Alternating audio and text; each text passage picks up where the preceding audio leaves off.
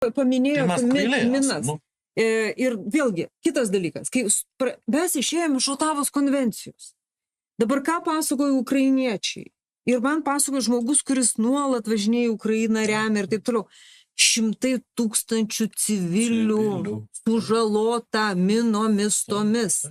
Tai mūsų tikslas, kad kuo daugiau civilių Lietuvoje būtų. Ir jeigu koks nors konfliktas, tai pas mus būtent saviems civiliams mes skaičiuosim mirtis. Tai žiūrėkit, konvencijos tam ir reikalingos, kad civiliai kuo mažiau nukentėtų.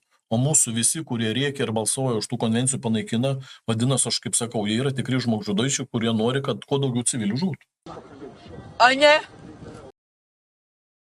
Minavimas iš karto, iš anksto, jis toks, žinai, tu per daug, nu, ir visuomeniai, žinai, ir pavojus, ir po to signalas, ir kad čia jau, žinai, ir yra privalumų trūkumų, kitaip tariant. Gyvūnai tie patys yra. Nu, visokie dalykai, pavyzdžiui, visokie dalykai.